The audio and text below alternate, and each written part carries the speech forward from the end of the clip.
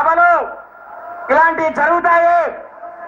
ఇవన్నీ కూడా మీరు శాంతియుతంగా మనం స్వీకరించాలి అని చెప్పేసి మీ అందరికీ నేను కూడా కోరుకుంటున్నా. ఎవరు కూడా తొందరపడద్దు. మీకు ముందే తెలియజేశాను, మనము సమైక్యంగా ఉండాలి అనే ఉద్దేశంగా ఉన్నాం కాబట్టి. జై సమైక్యాంధ్ర, జై జై సమైక్యాంధ్ర, జై జై సమైక్యాంధ్ర, జై సమైక్యాంధ్ర, జై జై సమైక్యాంధ్ర, జై సమైక్యాంధ్ర. మిత్రులారా, కాబట్టి ఎవరు ఏమనుకున్నా కూడా హైదరాబాద్ అనేది అందరిది. కాబట్టి మీరు అందరూ కూడా శాంతియుతంగా ఉండండి. కాబట్టి మనము ఉద్యోగస్తులందరం కూడా మన సమ్మె యథావిధిగా కొనసాగుతూ ఉంటుంది. మనము ఏదైతే సిడిపిసి సమావేశంలో తీసుకున్నారో ఆ నిర్ణయం వెనక్కి తీసుకున్నంత వరకు కూడా మన ఉద్యమాలు సాగుతాయి.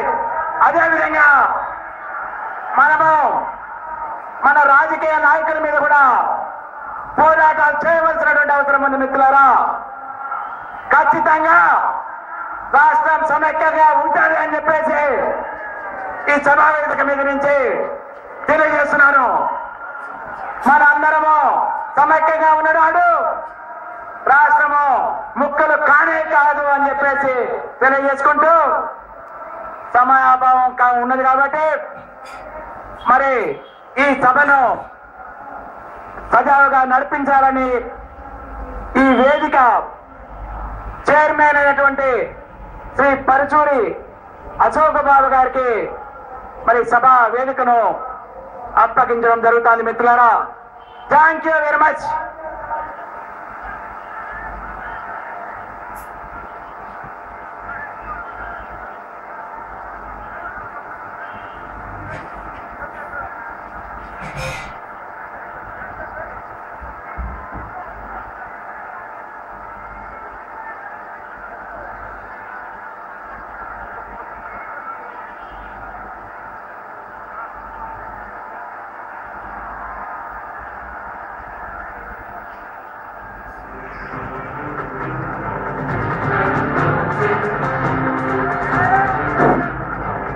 దయచేసి అందరూ సమయం పాటించాలి, క్రమశిక్షణతో కూడా ఉండాలి.